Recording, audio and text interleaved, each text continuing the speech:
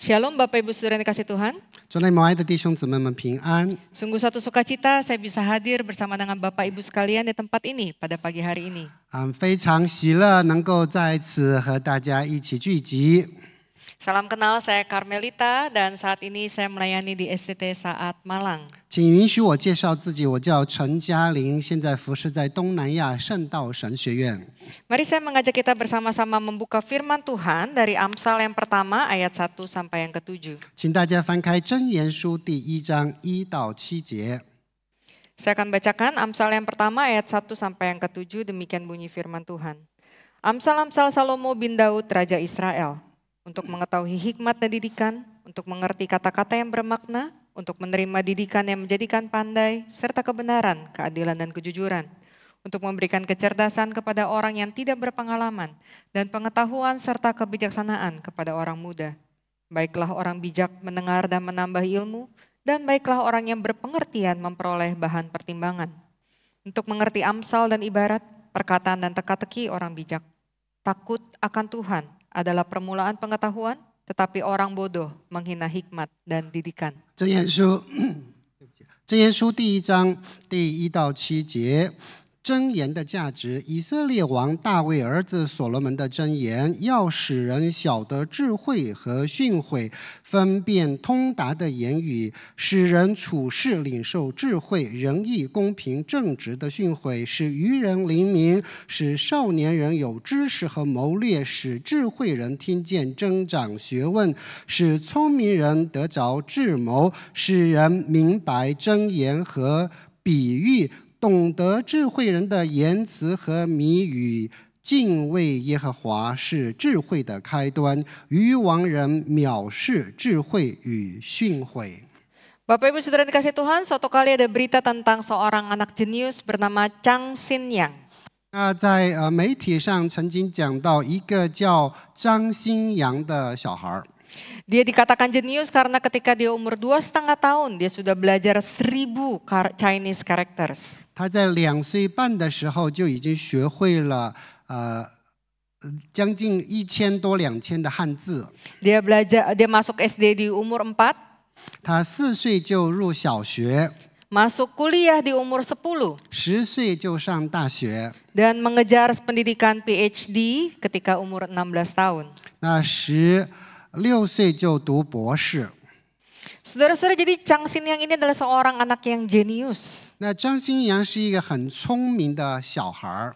Nah, coba kita bayangkan apa perasaan kita sebagai orang tua kalau punya anak sepintar ini ya. 那如果我们作为父母拥有这样聪慧的孩子，有什么感想？ Saya menduga kita pasti akan merasa sangat bangga dan bersyukur kepada Tuhan. 我猜大家会很感恩有这样的小孩。 Kita mungkin membayangkan bagaimana orang tuanya Chang Xin Yang foto ketika dia PhD dan bersyukur sekali. 当他的小孩子博士毕业的时候，他的父母一定非常的感恩。 Tetapi saudara-saudara, tahukah kenapa Chang Xin Yang ini menjadi terkenal di internet? 但是大家知道为什么这个张新阳他被人所知？ Karena setelah dia menyelesaikan PhD-nya, dia justru menjadi seorang pengangguran. 那他博士毕业之后选择肄业。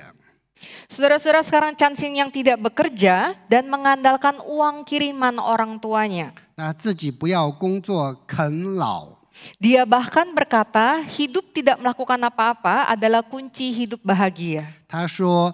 生活的要旨就是什么事儿都不做。 Dan saudara-saudara, lebih parahnya lagi, dia kemudian berkata bahwa orang tua saya berhutang masa kecil yang bahagia kepada 那 saya. 更令人震惊的，他说他的父母欠债于他，他没有快乐的童年。 Dengan kata lain, dia merasa bahwa orang tuanya memaksa dia sedemikian rupa untuk jadi anak yang begitu pintar dan dia tidak bahagia. 换句话说，就是他幼年父母如此的，就是强迫他变成一个聪明的人。 Dan sekarang dia seolah balas dendam ke orang tuanya dan berkata, kalian yang harus membuat hidup saya bahagia. 所以现在他要报仇，那你们要让我的生活有喜乐。 Wah, saudara-saudara, ini akhir yang sangat mengejutkan, bukan? 所以这个结果让人是很震惊的，是吧？ Sayang sekali kepintarannya sekarang hanya berakhir jadi pengangguran. 那很可惜，他的聪明变成了肄业。 Saudara-saudara, banyak hal yang kita bisa pikirkan, apakah salah orang tuanya, apakah salah dia. 那我们可能会想，到底是父母错了，还是孩子错了？ Tetapi cerita ini mengingatkan kita akan satu kebenaran, yaitu bahwa kepintaran tidak menjamin kebahagiaan. 但是这一个事情告诉我们一件事情，就是聪明不能让一个人有喜乐。 Bahwa kepintaran tidak menjamin hidup sukses. 那聪明不能保证他有一个成功的人生。 Saya katakan ini adalah satu pengingat bagi kita karena saya yakin sebenarnya kita sudah tahu. 那我相信大家应该都知道了，但是我还是要再提醒大家。 Tetapi seringkali kita lupa dan terpancar dari dalam kehidupan kita ketika kita hanya terus mengejar kepintaran dari anak kita. 那我们常常忘记了，在生活当中，我们一直去执着的追求聪明。 Saudara-saudara, jika kehidupan itu bukan hanya soal kepintaran, lalu kehidupan itu soal apa? 那如果聪慧不是该追求的，那生活该追求什么呢？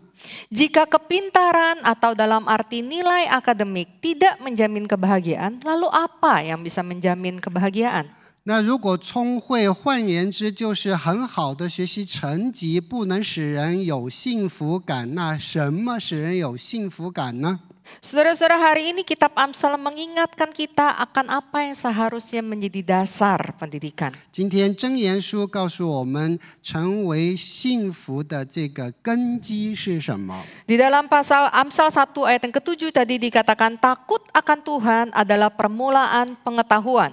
那箴言书1章7节说，敬畏耶和华是智慧的开端。 Tetapi orang bodoh menghina hikmat dan didikan. 但是愚妄人藐视智慧和训诲。 Saudara-saudara, menarik sekali bahwa Amsal membuka kitabnya dengan kalimat ini, takut akan Tuhan adalah 那很 permulaan 有意思， pengetahuan. 箴言书以敬畏耶和华作为开始。 Dan sepanjang kitab Amsal kita bisa mendapati sedikitnya 16 kali takut akan Tuhan ini diulang. 在箴言书当中，至少有16次敬畏耶和华在重复。 Dan 6 dari antara 16 itu dapat kita temukan di dalam 9 pasal pertama kitab Amsal. 那当中有6处是从第1章到第9章出现的。 Nah, yang menarik Bapak Ibu, 9 pasal pertama Amsal ini adalah satu kesatuan. 那从第1章到第9章，它是一个完整的段落。 Yang kalau Bapak Ibu lihat struktur pengkalimatannya berbeda dengan Amsal 10 sampai 31. 那如果你去比较，会发现它的文风是跟第10章以后的有区别 Banyak penafsir 的。 berkata bahwa 9 pasal ini adalah dasar dari 10 sampai pasal 31. 有很多解经家说，前面9章是后面几个章节的这个根基所在。 Dan kalau kita lihat di dalam 9 pasal pertama ini, Amsal itu disampaikan dalam bentuk wejangan dari orang tua kepada anaknya. 那如果我们注意到第1到第9章是长者对幼者的一个嘱托。 Oleh karena itu kalau Bapak Ibu melihat, Bapak Ibu dapat menemukan berkali-kali, hai anakku, dengarkanlah didikan ayahmu dan orang tuamu, terus-menerus diulang. 在当中，我们可以听到“我儿要听你父亲的训诲”一直在重复这样的言辞。 Dan sepanjang 9 wejangan itu, takut akan Tuhan diulang 6 kali. 在整个9章当中，敬畏耶和华有6次被重复。 Bahkan bukan hanya diulang 6 kali, tapi dimulai di awal pasal 1 ayat 7 dan di penutup pasal 9 ayat yang ke-10. 那在第7节开始，他用敬畏耶和华为智慧的开端；在第9章的最后，又以敬畏耶和华为开端作为结束。 Cara penulisan seperti ini memperlihatkan kepada kita bahwa ada satu hal penting terkait dengan takut akan Tuhan, sehingga dia menjadi pembuka dan penutup pesan orang tua. 那这种首尾呼应的撰写方式，告诉我们有一个很重要的讯息，我们要留心。 Dan saudara-saudara, kita mau melihat apa yang dimaksudkan dengan takut akan Tuhan di sini. 那我们要知道，这里敬畏耶和华到底是什么意思？ Kita perlu memahami siapa Tuhan yang dimaksud di sini. 我们需要去明白这里所指的耶和华到底是谁。 Saudara-saudara, di sini Amsal mengingatkan kita bahwa Tuhan yang dimaksud di sini adalah Tuhan pencipta langit dan bumi. 在这里我们可以看到，耶和华是那位创造天地万物的上帝。 Ini adalah Tuhan yang menciptakan kita. 那他创造了我们， Tuhan pemilik kehidupan kita. 那拥有我们每一个人的生命。 Tuhan yang mengirimkan anaknya Yesus Kristus untuk mati menebus kita. 那位差派独生爱子耶稣来救赎我们的上帝。 Dan Tuhan yang akan menjemput kita ketika dia datang kedua kalinya nanti. 那当他第二次再来的时候，要接我们共回天家。 Ini adalah Tuhan Allah Abraham, Ishak, dan Yakub. 他是亚伯拉罕、以撒、雅各的上帝。 Ini adalah Tuhan yang kepadanya kita harus takut. 那这是那一位我们该敬畏的上帝。 Nah, saudara-saudara, takut seperti apa yang dimaksud di sini? 那在这里说的敬畏是怎样的敬畏呢？ Apakah seperti ketakutan seorang kecil kepada kalau dia takut dimarahi atau takut diomeli? 那是小孩子畏惧父母要责备他们的这种畏惧吗？ Apakah ketakutan ketika kita seperti takut pada pemikiran-pemikiran yang berlebihan? 那或者是过度的思想所导致的恐惧呢？ Untuk itu mari kita pahami beberapa jenis ketakutan, Bapak Ibu. 那我们需要去明白这个敬畏有几个不同的等级。 C.S. Lewis berkata sedikitnya ada 3 bentuk, 3 tipe ketakutan. 那 C.S. Lewis 的话讲有3种敬畏。 Yang pertama adalah ketakutan yang rasional. 那第一种是理性的敬畏。 Ketakutan yang memang secara refleks kita rasakan dan menolong kita melindungi diri. 那是我们本能的反射，是为了要保护我们自己。 Misalnya ketika minggu lalu mungkin ada kita dengar banyak berita demo, kita takut dan itu wajar. 那比如说上一周我们听到新闻有关于示威游行的，我们听到了，我们感到害怕，这是很正常的。 Dan ketakutan itu menolong kita untuk memproteksi, untuk merencanakan apa yang bisa kita lakukan untuk tetap aman, bukan? 那这种害怕帮助我们对自己做一些保护的措施。 Jadi ketakutan yang rasional adalah satu refleks yang natural untuk menolong kita melindungi diri. 所以这种害怕的话是人生自身的本能的反应。 Nah, yang kedua ada juga ketakutan yang irasional. Ketakutan yang tidak masuk akal. 那第二种的话就是不理性的恐惧。 Ini adalah ketakutan yang kadang bermulai dari ketakutan yang wajar, tapi karena terus-menerus jadi akhirnya membuat kita tenggelam dalam kecemasan. 他开始于理性的恐惧，但是他天天想、日日想、夜夜想，最后就变成不理性的害怕与恐惧了。 Kita terus-menerus tenggelam di dalam ketakutan, kecemasan, sampai kita tidak berani melakukan apapun. 那沉浸在那种惧怕当中，以至于什么事儿都不能做。 Sampai kita tidak bisa berani melakukan, mengambil keputusan apapun. 那以至于连做任何的决定都不敢。 Misalnya kalau ada seorang anak yang saking takutnya sama hantu, saking takutnya sama gelap sampai tidak bisa tidur. 那比如说有的小孩子害怕黑夜到晚上一黑就不敢睡觉了。 Atau kita saking takutnya kena demo, kita sampai nggak berani keluar dan tidak bisa tidur, tidak bisa makan dan yang lainnya. 那我们对周围的环境有恐惧，然后就最后足不出户。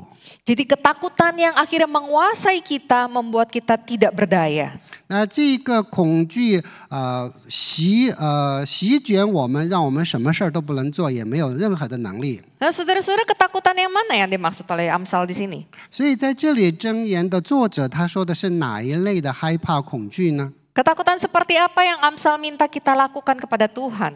那我们对于上帝应该具有怎样敬畏的心呢？ Ketakutan yang rasional atau ketakutan yang irasional? 是理性的还是非理性的？ Jawabannya bukan dua-duanya, Bapak Ibu. 那答案这两个都不是。 Ada ketakutan ketiga yang mengacu kepada ketakutan karena hormat. 那最后一种，第三种是因为敬畏，所以才畏惧，因为敬所以畏。 Ketakutan karena segan. 那因为害怕。 Nah, sehingga bentuknya bukan jadi seperti ketakutan, tapi bentuknya adalah respect, hormat. 那这种害怕是因为我们尊敬这一个人。Misalnya bisa kalau kita bayangkan kita dipanggil oleh Bapak Presiden atau Bapak Menteri misalnya. 那如果我们设想一下被总统或者是内阁部长要求见面的话， Saudara-saudara takut nggak? 那大家怕不怕？ Mungkin deg-degan juga ya. 那可能还是有一点小紧张，对吧？ Kenapa nih? 那为什么？ Nggak ikut demo kok kemarin? 那你也没有参加游行，对吧？ Bayar pajak kok. 然后你也交了税收，对吧？ Tapi ketakutan itu tidak membuat kita kemudian akhirnya mengurung diri, tapi menolong kita mempersiapkan diri.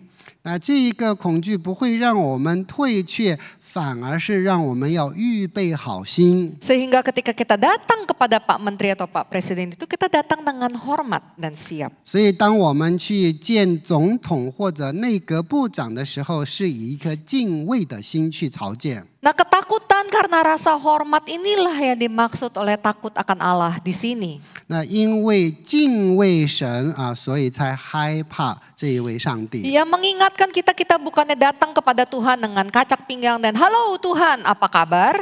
那他告诉我们，我们不是以一颗骄傲的心来到上帝的面前， Tapi kita datang kepada Tuhan dengan penuh hormat, Tuhan, ini aku datang. 那我们是谦恭的来到他的面前，说：“主啊，我来到你的跟前。” Bahkan lebih dalam daripada itu, takut akan Tuhan bukan hanya soal hormat, tetapi soal relasi yang penuh kasih dan rasa percaya. 那敬畏上帝不是因为害怕，也除了我们对他的尊重，还有就是有爱的关系在当中。 Karena kalau cuma soal rasa hormat, relasinya tetap berjarak, bukan? 那如果只是敬畏他的话，当然这个有距离的，对吧？ Tetapi yang dimaksudkan di sini adalah relasi hormat itu diseimbangkan dengan kasih dan percaya. 那在这里的话，有对他的敬畏尊重，但是另一方面也有爱在当中做平衡。 Dan saudara-saudara, sebenarnya relasi seperti inilah yang terjadi ketika Allah menciptakan manusia pada awalnya. 所以这种关系是神当初创造人的时候就有的。 Di dalam Taman Eden itu Tuhan berelasi dengan Adam dan Hawa. 在伊甸园，上帝和亚当夏娃有关系。 Ada rasa hormat, mereka Adam dan Hawa menerima perintah dari Tuhan untuk menjaga taman itu. 那亚当夏娃从神领受命令来看顾园子。 Tapi juga ada relasi yang dekat, mereka ngobrol, mereka bercakap-cakap setiap harinya. 但是他们同时与上帝有亲密的关系，一起交谈沟通， Ada kasih dan kepercayaan di dalamnya. 有爱与信任在当中。 Karena memang itu yang Tuhan inginkan dari setiap kita. 这的确也是上帝要我们应该拥有的与他之间的关系。 Tuhan ingin ada relasi yang seimbang antara hormat dan kasih dan percaya. 上帝要我们与他之间的关系是敬畏与爱之间的平衡 Namun 关 relasi 系。 itu yang rusak ketika Hawa jatuh dalam dosa, bukan? 当夏娃堕入最终的时候，这个关系破裂了。 Ketika Hawa tidak lagi percaya kepada perintah Tuhan dan memutuskan bahwa dia bisa memutuskan sendiri. 当夏娃不依靠上帝做决定，他要靠自己做决定的时候， Dan dengan keputusan itu dia menunjukkan bahwa dia tidak lagi mau hormat kepada Tuhan. 那这个就是他不再敬畏上帝的一种行为， Sehingga sejak saat itu relasi kita dengan Tuhan menjadi rusak. 导致我们与上帝之间的关系毁坏了。 Kita bukannya percaya tapi kita curiga Tuhan itu sebenarnya ada atau tidak. Tuhan itu sebenarnya baik atau tidak. 我们本应该信靠他的，可是现在我们猜忌、怀疑他到底有没有。 Kita tidak lagi bisa hormat kepada Tuhan. 那我们不再敬畏上帝， Kita bahkan menuntut dengan bilang kalau memang Tuhan baik harusnya tidak begini. Kalau memang Tuhan sayang harusnya tidak begini. 那我们反而指责，如果上帝是好的，他不应该是这样，应该是那样的。 Tidak ada lagi takut akan Tuhan di dalam hati kita. 在心中没有对神的敬 Dan 畏。 itulah sebabnya Paulus di dalam Roma 3 berkata tidak ada orang yang mencari Tuhan. 所以，使徒保罗在罗马书当中说，没有人寻求神。 Karena takut akan Tuhan itu telah rusak. 那因为对神的敬畏，这个关系已经破灭了。 Tetapi saudara-saudara, bukankah kemudian Allah mengurimkan putranya yang tunggal Yesus Kristus untuk kita? 难道不是吗？后来上帝差派独生爱子耶稣来到世上，为了我们。 Ketika Yesus Kristus datang dan kita menerimanya, kita dibebaskan dari dosa. 所以，当我们接受耶稣的那一刻，我们就从最终被救赎赦免。 Dan pada saat yang sama kita diberikan kemampuan untuk kembali takut akan Tuhan dengan hormat. 那我们再一次被给予这个能力，可以敬畏神。 Dan bukankah kita memang secara natural pasti jadi hormat kepada Tuhan yang masih mau menolong kita meskipun kita sudah 那 berdosa? 这一位还愿意帮助我们的上帝，我们不该去敬畏他吗？ Dan ketika kita datang dengan hormat kepada Allah yang telah menyelamatkan kita, Dia menyambut kita dengan kasih-Nya. 所以，当我们以敬畏的心来敬拜这位上帝的时候，他以爱来迎接我们。 Sebagaimana dikatakan dalam Yohanes 3 ayat 16, karena begitu besar kasih Allah, Dia menyelamatkan kita karena Dia sayang sama kita. 那约翰在约翰福音3章16节说：“神爱世人，所以将他的独生子赐给他们。” Saudara-saudara, Tuhan Yesus datang bukan hanya untuk kemudian kita bisa hormat lagi sama Dia, tapi supaya kita bisa berelasi dengan kasih dengan 那 Dia. 所以，上帝救赎我们，不单单我们可以敬畏他，我们也可以拥有他爱我们的这种关系。 Dengan kata lain, relasi hati yang mampu takut akan Tuhan itu dipulihkan dan diperbaharui. 那换一句话说，就是愿意敬畏神的这一颗心被修复了。 Saudara-saudara, takut akan Tuhan adalah sebuah relasi yang seimbang di mana kita hormat sama Tuhan dan kita juga mengasihi Tuhan. 那敬畏耶和华是我们尊重他的同时，我们与他有爱的关系在当中。 Lalu mengapa ini disebut sebagai permulaan pengetahuan? 那为什么这里被叫做是知识的开端呢？ Apa kaitannya dengan apa yang kita tahu dengan otak kita? 那这两者之间的关系是什么？ Oh, mungkin kemudian kita membaca ini permulaan pengetahuan. 那可能我们说，哦，这个是智慧的开端。 Mungkin kita menduga berarti sebelum kita belajar, kita harus selalu berdoa. 那可能哦，我们在开始学习之前，我们应该要祷告。 Sebelum anak-anak masuk sekolah, kita harus ajarin tentang doa. 那在孩子们上学之前，我们要先带领他们祷告。 Pokoknya itu titik startnya adalah tentang Tuhan dan doa. 哦，那个是开始认识上帝的一个 Tetapi 起 saudara, 点。 permulaan di sini tidak hanya mengacu kepada titik start. 那在这里，开端并不是说开始的这个节点， Permulaan ini mengacu kepada fondasi. 在这里的开端指的是根基的所在。 Bukankah ketika kita membangun sesuatu, mulainya pun dari fondasi? 那我们要修建任何的建筑，我们需要从根基开始。 Nah, setelah kita meletakkan fondasi, kita bukan yang membuang fondasi itu, tapi kita membangun di atas fondasinya, betul? 当根基建造了，所以我们继续建造在根基上，不是把根基刨开了。 Nah, jadi kita memulai fondasi pengetahuan itu dengan rasa takut akan Tuhan dan di atasnya lah kita belajar hal-hal yang lain. 所以敬畏耶和华是这个根基的所在，在这个根基上，我们再建造其他的。 Takut akan Tuhan itu yang selalu mewarnai proses pembelajaran. 那敬畏耶和华使我们的学习有了色彩， Takut akan Tuhan inilah yang selalu mewarnai hari-hari kita. 那让我们的每一天色彩斑斓。 Takut akan Tuhanlah yang selalu ada dalam pikiran kita ketika kita memutuskan segala sesuatu. 当我们在做任何决定的时候，有一颗敬畏上帝的心在那里， Karena takut akan Tuhanlah pondasi dari segala pengetahuan. 因为敬畏耶和华是知识的开端。 Nah, saudara-saudara, jadi ini penting untuk mengingatkan kita bahwa pengetahuan itu bukan dimulai dari akademik.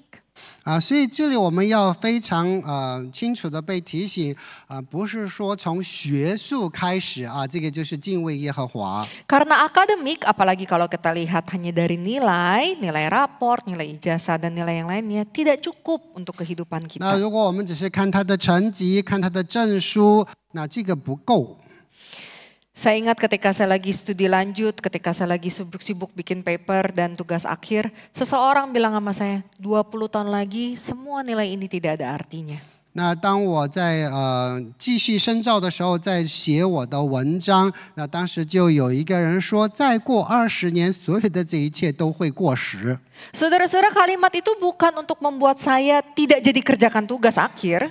那他的这个说辞并没有让我就是啥事都不做， Tapi itu menolong saya untuk mengingat bahwa ini bukan tujuan akhir dan bukan segala-galanya. 但是这个提醒我现在撰写这个文章不是所有的终点，而是开始。 Begitu juga ketika Amsal berkata bahwa takut akan Tuhan adalah permulaan pengetahuan, itu untuk mengingatkan kita bahwa pendidikan akademik, nilai dan segala sesuatu yang terlihat mata, bahagia dan kesuksesan bukan segala-galanya. 所以在这里，敬畏耶和华是知识的开端，提醒我们，无论你是学术的成绩，你获得的证书，还有各样的东西，不是一切的一切。 Karena bukankah sebenarnya yang kita ingin tahu tentang kehidupan adalah apa arti hidup ini?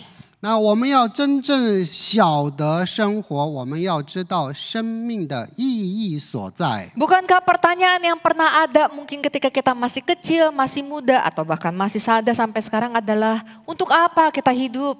那大家是否还记得从小到大问的问题，就是我们活着干嘛呢？ Untuk apa kita kerja keras kalau akhirnya akan mati? 那如果到时候都要死的，干嘛我们努力工作呢？ Apa bedanya ke gereja nggak ke gereja kalau akan mati? 那反正都要死，去教会不去教会有什么区别呢？ Dan anak-anak kita akan bertanya, buat apa kuliah susah-susah kalau akhirnya juga akan mati? 那反正到时候都要死，干嘛那么努力的去学习上大学？ Atau mungkin anak-anak kita yang lebih kecil lagi atau cucu kita bilang, kenapa harus kumon, kenapa harus les? Kan nanti akhir-akhirnya juga buat apa? 那可能我们的孙辈们会问：干嘛我要辛苦的去补习？到时候反正也是要死的。 Saudara-saudara, pertanyaan ini dan segala macam bentuk pertanyaan yang lainnya sebenarnya merupakan ekspresi dari pertanyaan apa arti hidup ini. 那所有的这些问题背后的一个真正的问题是生命的意 Buat 义是什么？ apa saya hidup? 那为什么我们要活下来？ Dan bukankah itu sangat penting untuk dijawab? 那这个对我们每一个人来说不是更重要的吗？生命的意义是什么？ Saudara-saudara, kenapa bisa ada seorang mahasiswa yang begitu cerdas, tapi kemudian dengan mudah memutuskan untuk bunuh diri? 那这么聪明的大学生，他却选择自尽。 Mungkin salah satu kemungkinannya. Nah, karena dia merasa apa artinya? 那可能他觉得这所有的一切有什么意义呢？ Akhirnya toh mati juga. 那最后还是要死的。 Saudara-saudara, apakah memang tidak ada arti di dalam hidup ini? 那我们要思想，在这个此生当中，是否真的没有意义？ Dunia dan sosial media berkata arti hidup ini adalah ketika hidup di dunia ini berhasil dan sukses. 那世界和社交的媒体告诉我们，当你在这个世上成功，你就有意义。 Oleh karena itu iklan, sosial media, postingan selalu memaksa kita, mendorong kita kejar lebih tinggi, lebih tinggi, lebih tinggi. 所以我们社会的周遭环境教导我们的就是你要更高、更高、再高。 Tetapi bukankah itu tetap tidak dapat menjawab pertanyaan? Kan terakhirnya juga mati, apa gunanya? 但是所有这一切都不能回答的问题，就是最终还是要死，这一切有什么意义呢？ Saudara-saudara tahu kenapa? 那大家知道为什么？ Karena dunia ini tidak tahu dan tidak bisa memberi jaminan akan apa yang akan terjadi setelah kematian. 那因为这个世界不知道，也不能告诉我们到底最终能够得救还 Dunia 是 ini 不能 tidak 得 ingin 救。 kita ingat bahwa ada kehidupan setelah kematian.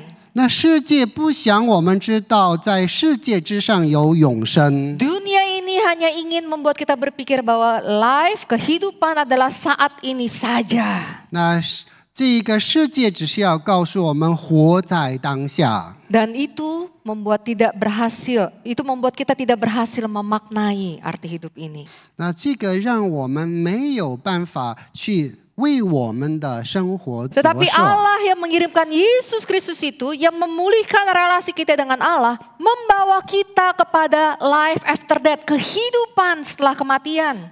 但是神差耶稣来到这个世界上，修复了我们与神之间的关系，让我们看世界之外有永生的存 Yesus 在。 Kristus datang memulihkan relasi kita, memulihkan takut akan Tuhan, dan juga mengingatkan kita akan nanti kehidupan yang akan datang. 那不单单修复了我们与神之间的关系，也再一次提醒我们，此生结束之后有永生的盼望。 Tuhan Yesus seolah berkata, sekarang kita pulih, sekarang kita mulai berelasi, nanti kita akan ketemu lagi sama-sama. 那我们在这个世界成功，将来我们还会与神再会。 Bahwa takut akan Tuhan ini bukan soal kunci pembawa hidup bahagia, tapi takut akan Tuhan adalah kunci untuk terus hidup selama-lamanya bersama dengan Tuhan. 所以敬畏耶和华的这个开端，不是说让我们只在这个世上有成功，而是告诉我们，在这个世界之后会一直在上帝的永生 Dan 里 ini 面 yang 成功。 memberi arti untuk hidup kita, bukan? Jadi Bahwa itu- hidup kita adalah hidup untuk selama-lamanya. 所以这个告诉我们，生命的意义是为了永恒。 Hidup kita adalah untuk kembali berjumpa dengan Allah pencipta kita. 那生命的意义就在于再次与神相 Dan 会 hidup。bersama-sama dengan Dia. 那但是最终与他生活在一起。 Bukankah itu yang membuat hidup ini walaupun susah, walaupun tidak bahagia, walaupun tidak pintar, nilai tidak baik, tapi menjadi worth it karena kita tahu siapa yang akan jemput kita nanti. 所以，即便我们此生的生活充满了艰辛、各种挑战，但是我们知道，在此生之后，我们要与永恒的上帝相见。 Saudara-saudara, itulah sebabnya sangat bijak sekali Amsal berkata bahwa fondasi dari pengetahuan hidup adalah takut akan Tuhan. 所以，敬畏耶和华是智慧的开端，是一个非常有智慧的告诫。 Karena ketika kita takut akan Tuhan, memiliki relasi yang hormat dan kasih, kita dipulihkan dan kita tahu siapa yang menanti di titik akhir. 因为当我们敬畏耶和华，我们知道有一位创造我们的上帝，我们敬畏他，我们与他有爱的关系，将来还会与他再见。 Nah, saudara-saudara lihat lawannya. 那我们要看他的敌对的是什么啊？ Amsal 1 ayat 7 bagian B berkata, tetapi orang bodoh menghina hikmat dan didikan. 那敌对他的就是愚妄人藐视智慧和训诫。 Jadi orang bodoh di sini juga bukan mengacu kepada mereka yang putus sekolah, nilainya jelek. 那这里的愚妄人不是说那些不会上学，然后不去上学的人啊， Tetapi kepada orang yang menghina hikmat dan didikan. 那是指藐视智慧和训诲的这些人。 Kepada orang yang memberontak secara spiritual kepada Tuhan. 那他向神敌对。 Kepada orang yang walaupun dia pintar dan seolah-olah berhasil membuktikan secara sains, tetapi dia menolak Tuhan. 那虽然他很聪明，从科学的角度证明他成功，但是他拒绝了赐永生的神。 Dan saudara-saudara, bukankah ini yang juga banyak kita lihat dalam hidup kita? 这不是在我们生命当中常常看到的吗？ Saya sering bilang anak dia pintar, tapi sayang nggak percaya Tuhan. 然 Betul 后 nggak? 常常说这个小孩很聪明，但是好可惜，他不认识神。 Atau kadang kita bilang sama anak kita, udah nilai nggak bagus nggak apa-apa, yang penting kamu takut akan Tuhan. 或者我们说，哎呀，成绩不好没有关系，最重要你敬畏上帝。 Atau bahkan ketika kita melihat orang-orang yang menjelang akhir kehidupannya, tidak percaya Tuhan dan kita berpikir, sayang sekali, tidak percaya Tuhan. 我们看到一个濒死的人，我们说，哎呀，太可惜了，到最后他都没有认识上帝。 Yang berarti sebenarnya secara tidak sadar kita tahu, bukan soal kepintaran, tapi soal relasi dengan Tuhan. 那所以现在我们知道，不是一个人的聪明，而是与神之间的关系。 Nah, saudara-saudara, inilah yang menjadi pengingat bagi kita hari ini. 所以今天这个再次提醒我们， Bahwa di dalam mendidik anak-anak kita, di dalam mendidik cucu-cucu kita atau generasi berikutnya, yang perlu ditekankan terutama bukan soal nilai. 所以再次提醒我们，无论是教导儿孙还是后辈，最重要的不是成绩。 Relasi kita dengan anak cucu kita bukan hanya soal sudah belajar belum, nilainya bagus enggak, ayo supaya jadi orang pintar, ayo supaya jadi orang bahagia. 那我们与儿孙下一代之间的关系，不只是说你做作业了没有，你赶快做作业啊，这样你会很聪明的。 Doa kita untuk anak cucu kita bukan hanya seharusnya berhenti pada kepintaran, kebahagiaan, dan kesuksesan. 那所以我们对儿孙的祷告不要仅限于他聪明， Tetapi lebih daripada itu, kita harus menaikkan doa Amsal 1 ayat 7 ini, yaitu supaya mereka takut akan Tuhan. 那远超一切的，我们应该祷告的是他敬畏耶和华。 Karena ketika mereka takut akan Tuhan, mereka bisa mengerti makna hidup ini. 因为当他们认识耶和华，他们会明白生命的真谛。 Ketika mereka takut akan Tuhan, mereka baru mengerti kenapa mereka harus belajar dengan baik. 当他认识耶和华，他才知道为什么他要好好学习的意义所在。 Ketika mereka takut akan Tuhan, mereka baru tahu kenapa mereka harus bekerja dengan baik, bertanggung jawab, dan berkarakter. 因为他认识神，所以他才知道为什么要负责，然后要有一个好的品格。 Karena takut akan Tuhan itulah pondasi pengetahuan. 因为敬畏耶和华是知识的开端。 Oleh karena itu saudara-saudara, mungkin kita berpikir sudah anak-anak saya sudah besar. 那可能我们会觉得我的小孩都已经大了， Tetapi peran kita sebagai orang tua, sebagai bagian dari tubuh Kristus, tetap bertanggung jawab untuk mendidik generasi-generasi penerus. 但是作为基督里面的肢体，我们要一直的负起责任。 Gereja, sekolah, dan keluarga harus bekerja sama, bersinergi dalam mendidik generasi-generasi penerus. 教会、学校和家庭要一起合作，为了敬畏神的、敬虔的下一代。 Oleh karena itu marilah kita berdoa, membawa generasi penerus ini bukan hanya supaya mereka pintar, belajar dengan baik, tapi supaya mereka takut akan Tuhan. 所以我们要一直不断的把他们在祷告当中提起，不单单聪明，更该的是敬畏上帝。 Dan biarlah itu juga dimulai dari masing-masing kita yang memiliki relasi yang takut akan Tuhan. 那唯愿我们从自己开始，拥有一个敬畏耶和华的心和关系。 Ketika relasi kita dipulihkan dengan Tuhan, relasi itulah yang terpancar ke generasi berikutnya. 那当我们与神之间的关系得到修复，那我们的生命会映射出彰显上帝的荣美在我们当中。 Sehingga biar kiranya pembentukan karakter itu semua dimulai dengan dasar yang benar, yaitu takut akan Tuhan. 所以在塑造孩子的品格，是从敬畏神作为根基的开始。